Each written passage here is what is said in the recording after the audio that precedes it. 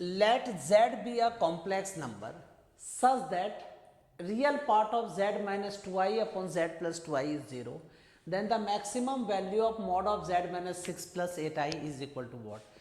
ऐसे क्वेश्चंस को ना पहले इंटरप्रेट करो बेटा कि कैसे हम लोग इसको इमेजिन कीजिए कि किस तरह से हम लोग सॉल्व करेंगे।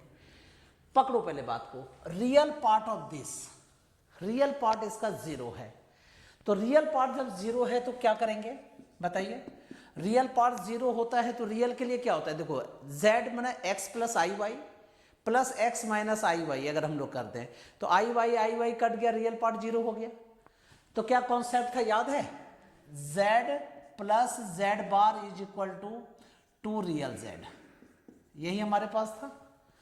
तो अगर रियल पार्ट इसका 0 है तो हम लोग इसको कैसे लिखेंगे, real z minus 2i upon z plus 2i is equal to 0।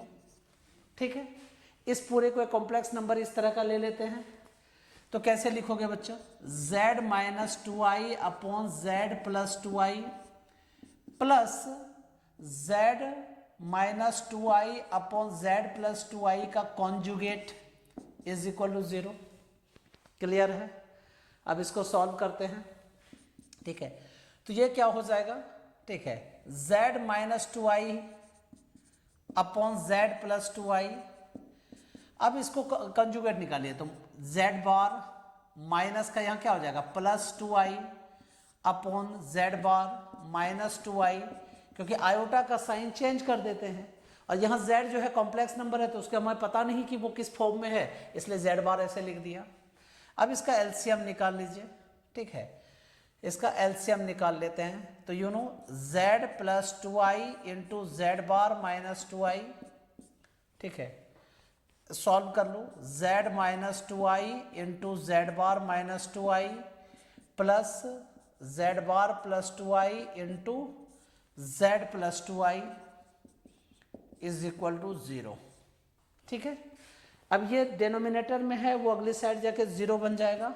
अब इसको सॉल्व कर दो, z into z bar minus minus plus और i into I iota square. ठीक है, तो यहाँ क्या हो जाएगा -4। ठीक है, z इंटू जेड बार और ये माइनस माइनस प्लस हो गया। फिर अब क्या करेंगे, z से इसको मल्टीप्लाई करेंगे तो -2zi, इससे इसको मल्टीप्लाई करेंगे तो -2z बार i। सिमिलरली यहाँ भी सॉल्व कीजिए बच्चा, z बार इंटू जेड मतलब z into z bar plus 2i bar plus 2zi and you know i into I minus I square minus 1 होता है तो -4 इज इक्वल टू 0।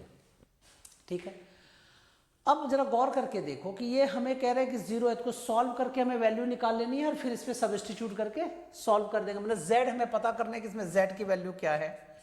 तो देखो z इंटू जेड बार यहाँ प्लस है और यहाँ भी z into z bar plus है तो क्या हो जाएगा 2 इंटू जेड बार। ठीक है, अब -2zi प्लस 2zi कट, ये भी माइनस है ये भी प्लस है, कट हो गया। ये -4 और -4, ठीक है, कितना हो गया बच्चा -8। यू नो 2 इंटू जेड बार क्या होता है मॉड ऑफ जेड स्क्वायर, -8 अगली साइड जाके क्या हो गया +8, 2 को अपॉन में कर दीजिए तो you know mod of z square is equal to 8/2 4, तो mod of z is equal to कितना हो गया बच्चा 2 हो गया। अब मॉड ऑफ जेड की वैल्यू 2 है और हमें कैलकुलेट क्या करना है, mod of z minus 6 8i का मैक्सिमम वैल्यू, मतलब दिस मैक्स।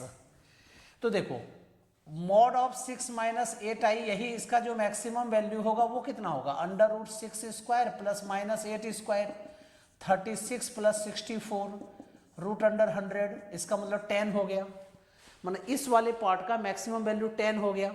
ठीक है, तो मॉड ऑफ z माइनस 10 ऐसा लिख सकते हैं।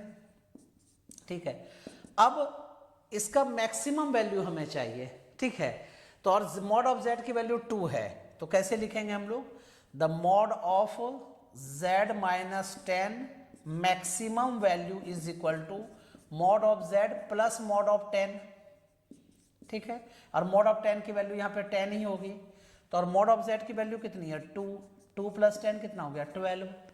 Then answer should be C number. ठीक है, मैं एकदम स्टेप वाइज सारा कुछ लिखा है, ठीक है। तो घर में भी जब प्रैक्टिस करो ना, स्टेप वाइज इस तरह से लिख के कीजिए बच्चा।